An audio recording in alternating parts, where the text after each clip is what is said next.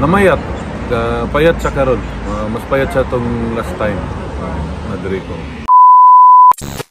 Kung maayong hapon, welcome back sa The Hague together with your family. Kung kamusta mo karon? Okay ra, wapay tulog. Kay kadlaw namin niabot, no. Kung pangutana sa taong bayan kung kamusta po si Tatay Digong?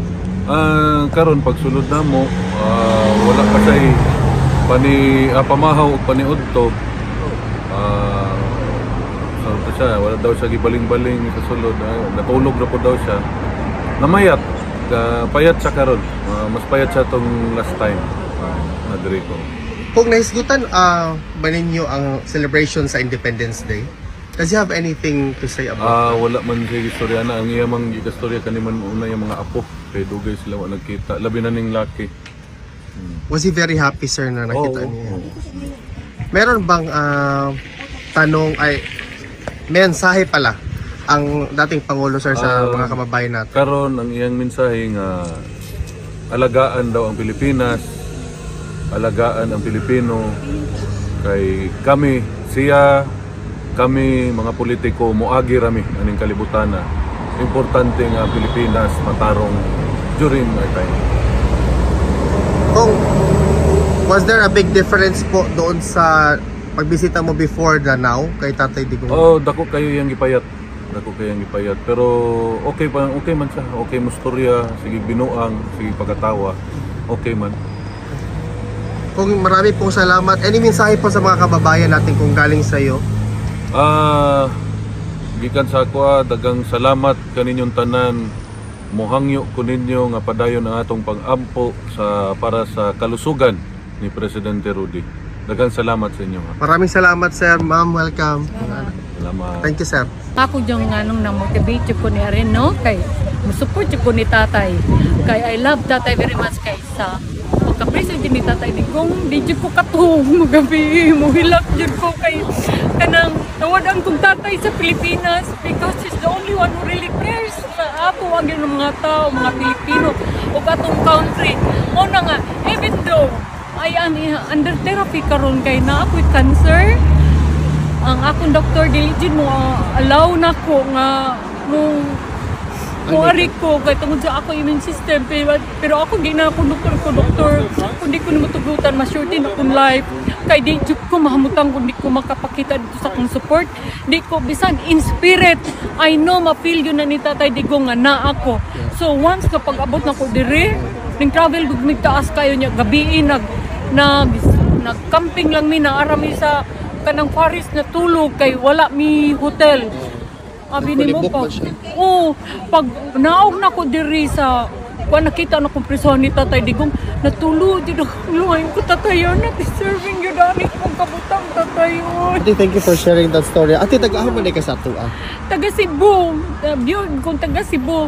And all my family, ang ako sa yung mga kwan, nag-support man yun ni Tatay because we love yun na nato si Tatay. Tungod kay we love our country. Yes, that's true. We love Tatay Digong. Ate, na-experience ba mo ang governance or the way of leadership ni Tatay Digong? Yes, of course. Ako yung na-experience ang governance ni Tatay the best. Nakakuan ko safety ni Tatay Digong. Nakakuan ko nga ang tanan kaniadto nga mga drug addict before ni Tatay Digong. Murag mga sumbi now pero pagka Tatay Digong no, mga gwapo no kaayo, mga healthy kayo din ang mga criminality na minus yun.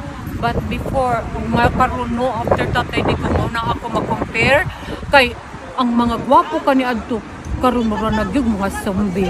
Last year ni uli ko sa Pilipinas, sus naluoy ko magtan-aw sa mga batan-on kay grabe kayong ilang kuan na praning na gyud ba? Na praning na gyud kay very weak ang atong leadership mo.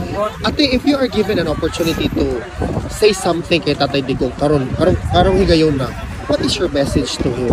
Tatay Digong, stay healthy gyud Tatay Digong kay kami mga Pilipino na gyud minimo we stand with you Tatay Digong and then stay healthy kay ang Philippines nag-need mo, the Filipino people really needs you Tatay. We need you kay ang imong pagkatao Tatay sa imo lang presence daan maka-give you kanang o kana bang motivation sa mga tao nga to do good and we are always keep on praying. Also my husband keep on praying every night nga ma-release ka na diya kay you are not deserving. Tatay, we love you so much, tatay. We really love you. And stay healthy, tatay. Stay healthy and go back to the Philippines, our country. Yeah? And thank you sa kayo, Sir Alvin nga. No Na problem. ako. It's my honor, ma'am, to be able to do this. Thank you for sharing your story. Thank you for being here. Mabuhay ka, ma'am. I wish you good health. Ilaban nato na siya, ma'am. And I wish you the best of everything. You deserve nothing less. I believe in you. You will be healed in the power of the Holy Spirit. Yeah, I will in pray Jesus' for you, name. ma'am. In Yeah. Jesus' name. Yeah, because I really wanted to see pa nga ma-renew ang Philippines. Inday Sara will become a president in 2028. There will be a change in our government. And after that, another Pulong or Baste or Bongo and Katie Duterte. I still want to witness that. Yes. Because I love our country. Salamat, ma'am. Mabuhay ka, ma'am. I Dr. share that Bye-bye. sentiment. Yeah. Thank you so much, ma'am. Yeah. Thank you Thank you so also, much. Alvin. Thank you, yeah? thank you. Thank you sa kaayo. Thank you.